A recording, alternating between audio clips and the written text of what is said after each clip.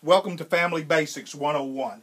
I'm Dr. Bruce McClure, and as we continue our 5-part series looking at the impact of divorce on families, today we will talk about the divorce's impact directly upon children within the relationship. Dr. Anthony Roach, author of God's Love Bank, has well stated, children are excellent observers, but poor interpreters.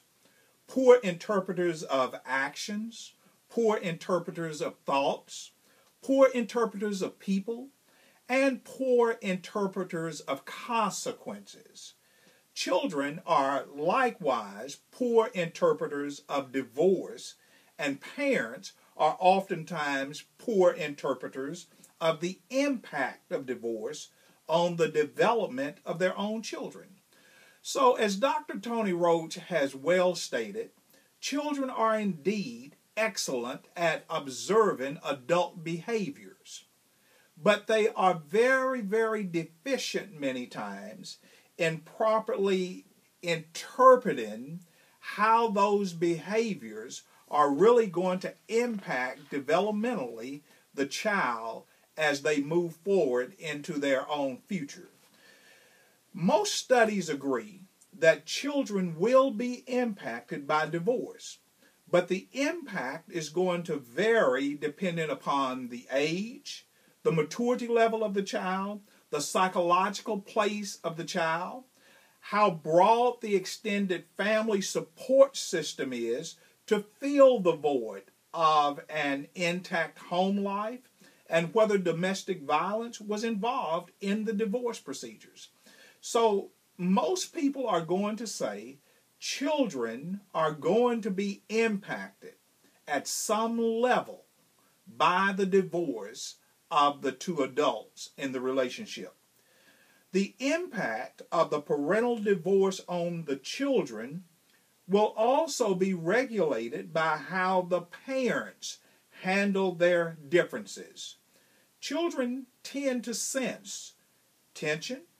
Children can really sense anger, bitterness, as it comes from the parents.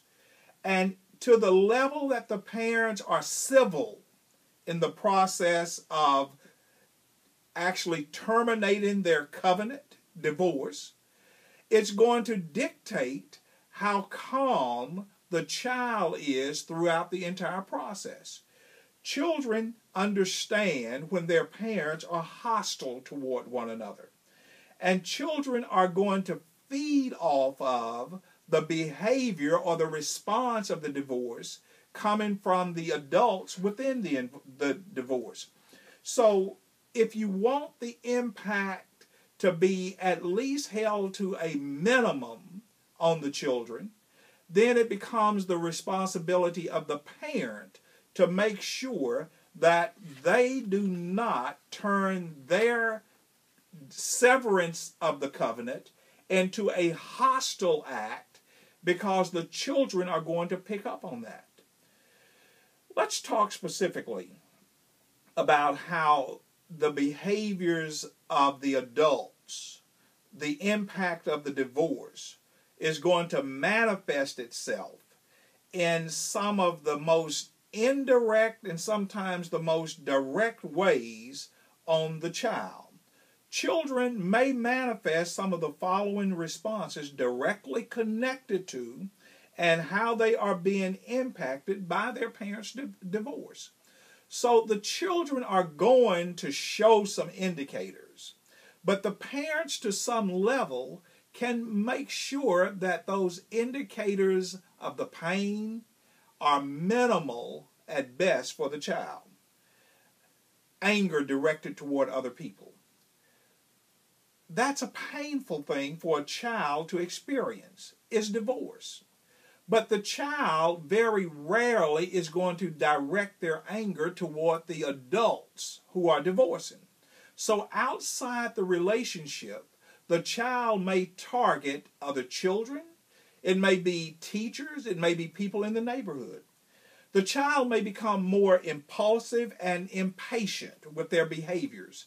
Sometimes the child will actually, because of the tension of a divorce, develop attention deficit. When you look at the defiancy or the opposition toward authority, many times that is directly linked to the experience of the divorce within the relationship of the mother and the father.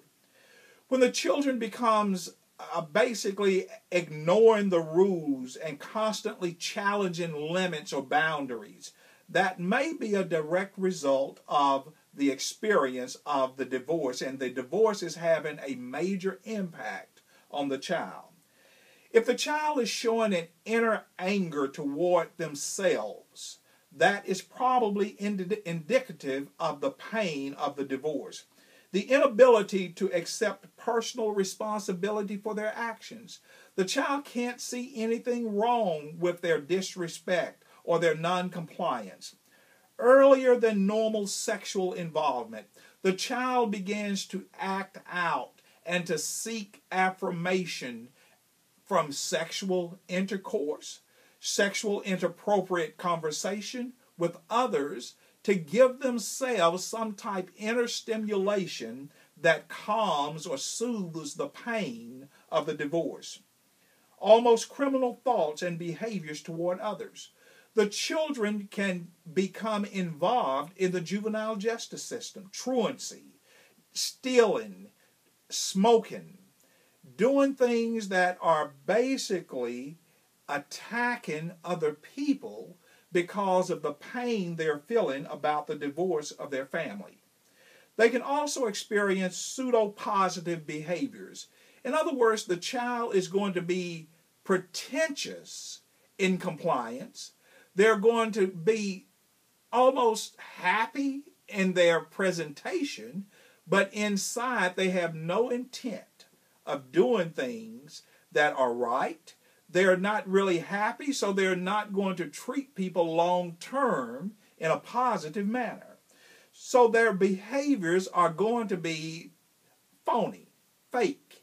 And when they're out of the presence of the adult, then they become truant in their actions.